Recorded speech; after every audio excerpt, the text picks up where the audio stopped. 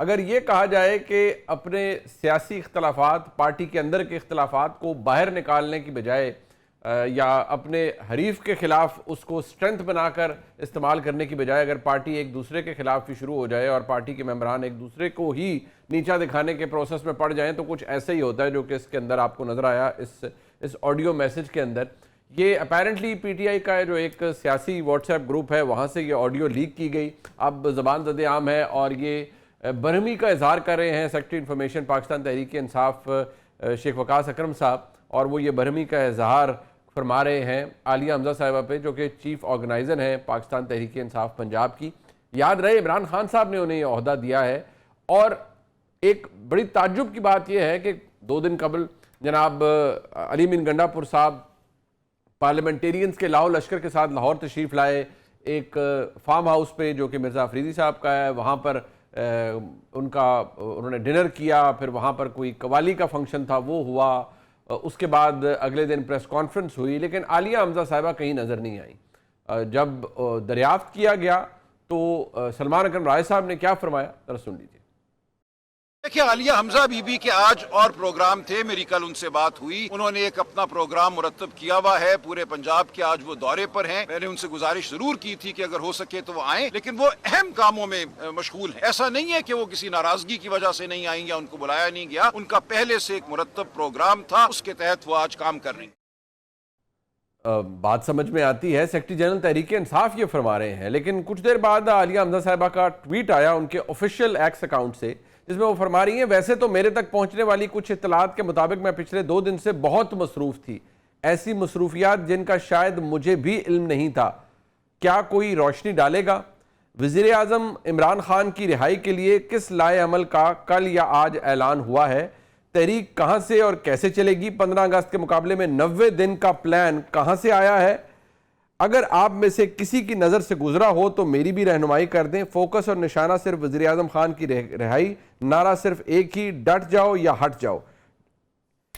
ٹھیک ہے جی، اب یہ جس طرح سے عالیہ حمزہ صاحبہ نے رسپونڈ کیا، یہ تمام معاملات ہمارے سامنے ہیں۔ میرے خیال میں اس وقت تحریک انصاف کو نہ حکومت کی ضرورت ہے کہ حکومت اس کے خلاف کوئی سازش کرے، نہ ہی اسٹیبلشمنٹ کی ضرورت ہے کہ وہ عمران خان صاحب کو یا پاکستان تحریک انصاف کو دبائے، بلکہ پاکستان تحریک انصاف کے جتنے بھی عہدیداران ہیں وہ یہ کام بخوبی ایک دوسرے کے ساتھ کرتے نظر آ رہے ہیں۔ ایسا کیوں ہے اور عمران خان صاحب کو یہ تحریک باہر نکال پائے گی یا نہیں، جس کے بارے میں خود عمران خان صاحب نے فرمایا کہ 5 اگست جب ان کی قید کو 2 سال پورے ہوں گے تو اس دن یہ تحریک نقطۂ عروج پر پہنچے گی۔ آج 14 جولائی ہے، یہ تحریک نقطۂ عروج پر پہنچ پائے گی یا نہیں، اس پر بات کر لیتے ہیں۔ ہمارے ساتھ موجود ہیں احمد اویس صاحب، سینئر رہنما تحریک انصاف کے، سابق ایڈوکیٹ جنرل پنجاب ہیں اور سینئر ایڈوکیٹ ہیں سپریم کورٹ آف پاکستان کے۔ بہت شکریہ احمد اویس صاحب آپ کا۔ ہمارے ساتھ موجود ہیں جناب اطہر کاظمی صاحب، سینئر صحافی ہیں، کسی تعارف کے محتاج نہیں۔ اطہر کاظمی صاحب آپ کا شکریہ، اور جناب اختیار ولی صاحب ہمارے ساتھ موجود ہیں، کوآرڈینیٹر کے وزیر اعظم کے، اور ظاہری بات ہے جو سیاسی معاملات ہیں اس پر اپنا موقف، یعنی حکومت کا، وفاقی حکومت کا موقف بھی رکھتے ہیں۔ اختیار ولی صاحب آپ کا بھی بہت شکریہ۔ احمد اویس صاحب مجھے فرینکلی یہ فرمائیے گا، کیونکہ آپ خود ایک بڑے ویل ورڈڈ کنڈمنیشن بھی کرتے ہیں، you call speed a speed, you don't means words, یہ کیا ہے سر؟ یہ اس طرح کی لڑائیوں سے پھر کیا ورکر یہ کہنے پر مجبور نہیں ہوگا کہ کیا یہ لوگ عمران خان کو رہا کروائیں گے؟ بسم اللہ الرحمن الرحیم۔ دیکھیے بات یہ ہے کہ جب پارٹی ایک یونیک قسم کی کرائسس میں ہو جیسے کہ اس وقت ہے، اس سے پہلے آپ نے دیکھا ہے جب بھی حکومتوں کے درمیان اپوزیشن کا ایک رول ہوتا ہے، اپوزیشن پارٹی جو ہے وہ دبی ہوئی ہوتی ہے اور اس کے خلاف کیسز کے بھوچاڑ ہوئی ہوتی ہے، ایف آئی آر ہوتی ہیں، لیکن ایسا نہیں ہوتا کہ قانون کے بالادستی کے نظام کو یا ختم کر دیں، ملیہ میٹ کر دیں، عدالت کے نظام کو ہی ملیہ میٹ کر دیں، کانسٹیٹیوشن کو ورچولی آپ ختم کر کے لا آف اتھارٹی قائم کر دیں وہاں پر، اور نیکڈ ڈسپوٹزم جو ہے وہ ملک کے اندر حکمرانی ہو اس کی۔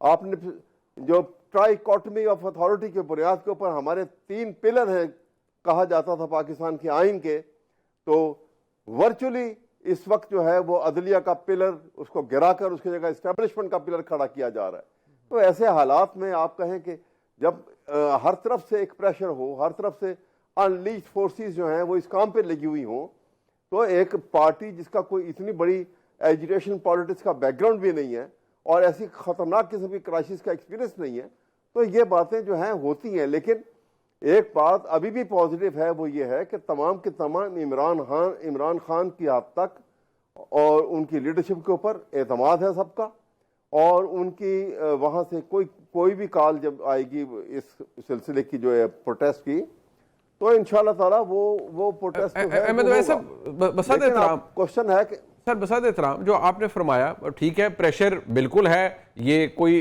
इनकारी नहीं है।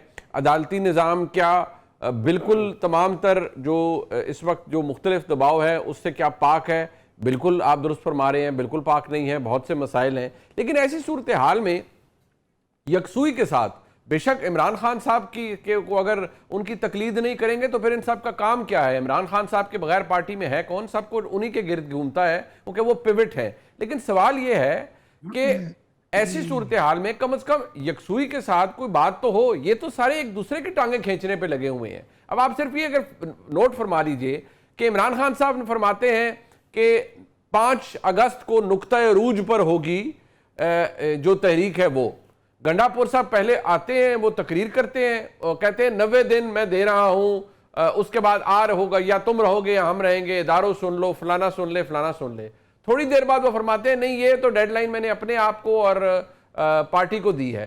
तो वो 5 अगस्त या 15 अगस्त की डेट कहां गई और ये 90 दिन कहां से आ गए सर?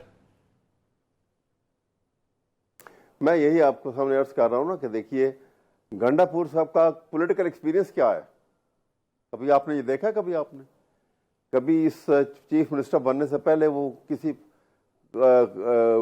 काबिल कदर वफाकी थे सर, और सर वफाकी वजीर थे कश्मीर अमूर के, और बड़े वो उससे पहले वो जो 2014 का धरना था, गंडापुर साहब इस्लामाबाद की सड़कों पे ऑल ओवर द प्लेस नजर आए, बहुत सी इंटरेस्टिंग एक्टिविटीज में इन्वॉल्व थे। वो इन्वॉल्व थे, लेकिन एक जब है ना, एक यहाँ पे जितनी मेच्योरिटी की जरूरत होती है वो मेच्योरिटी अब इसी प्रोसेस में ही इनको मेच्योरिटी आएगी। लेकिन ये बात मैंने जैसे आपसे पहले कहा है कि हुकूमत के अपने डीमेरिट जो हैं वो किसी सूरत जो है वो बदले नहीं जा सकते मेरिट के अंदर। अच्छा जी, हुकूमत खुद पानी के बुलबुले पर है। आज आप जो है एस्टेब्लिशमेंट को एक तरफ कर दें जी और बंदूक का प्रेशर हट जाए तो एक दिन की ये मार है, एक दिन नहीं खड़े हो सकता। ये इनकी करप्शन, इनके जो हालात हैं और सरकारी खजाने के ऊपर जो हाथ मारे हुए हैं, क्या कुछ नहीं हो गया। अभी आपने रिपोर्ट देख ली, ऑडिट की आई है जब पंजाब की कि केयर टेकर सेटअप के अंदर 1 ट्रिलियन से ज्यादा जो है करप्शन का उन्होंने चार्ज लगाया है।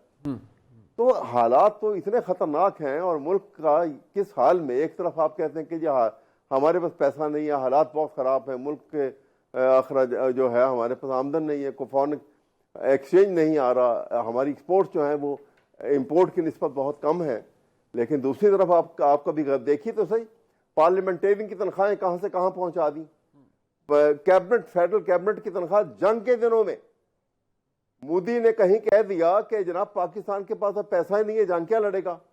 शहबाज शरीफ ने उसी वक्त पार्लियामेंट के अंदर बिल पास कराया और 140% जो है वो कैबिनेट के मेंबरान की तनख्वाह। ये आपने बड़ी दुरुस्त बात फरमाई है कि ये जो चेयरमैन सेनेट, स्पीकर कौमी असेंबली, मिनिस्टर्स, इनकी तनख्वाहें बढ़ी हैं, ये वाकई नहीं बढ़नी चाहिए थी, कंसिडरिंग के प्राइम मिनिस्टर खुद कहते हैं बेल्ट टाइटनिंग करें, कॉस्ट कटिंग करें, पैसे कम करें, तो ये तो नहीं होना चाहिए था। But at the same time मेरे ख्याल में हमें अर्ज करना चाहिए कि कम से कम जो तहरीक इंसाफ के वो मेंबरान जो इस वक्त कौमी असेंबली में हैं, उनको तो ये रेज नहीं लेना चाहिए, बिकॉज दे जेन्युइनली फील कि मुल्क खसारे में है, मुल्क इतने अल्लल तल्लों को बर्दाश्त नहीं कर सकता, तो उनको तो ये नहीं लेना चाहिए। लेकिन इंटरेस्टिंग एलिमेंट ये है सर कि जब आप फरमाते हैं कि बंदूक के जोर पे खड़े हैं, वो मेरी बात सुने जी सर, अगर फिर भी किसी का हक बनता है तो वो तो सिर्फ उन्हीं का तो बन सकता है। ये लोग तो इलेक्टेड ही नहीं है। अच्छा, ये तो फॉर्म 47 की औलाद हैं। ठीक है, ये तो इनको तो फिर भी हक नहीं बनता। मतलब आप कहते हैं अगर बड़ी हुई तनख्वाह एंजॉय कर सकते हैं तो वो पीटीआई के दोस्त कर सकते हैं। वो अगर हक, मैं तो नहीं समझता इन हालात में, बिल्कुल आपकी बात दुरुस्त है। लेकिन देखिए शहबाज शरीफ की बात करते हैं आप, शहबाज शरीफ आए, आपने ओथ लिया और ओथ लेके ऐलान कर दिया उन्होंने कि जनाब मैं तो मुल्क के हालात ख़राब है, मैं तनख्वाह के बगैर प्राइम मिनिस्टर की सर्विसेज जो है सारी करूँगा, कोई पैसा नहीं लूँगा। एक महीने बाद IPP का शोर मचा तो पता लगा इनके दोनों साहबजादे जो हैं वो करोड़ों अरबों रुपया जो है वो ले चुके हैं, एक यूनिट बिजली दिए बगैर, जिस तरह बाकियों ने किया। आप बताएं किस मुल्क में क्या हो रहा है, इस मुल्क में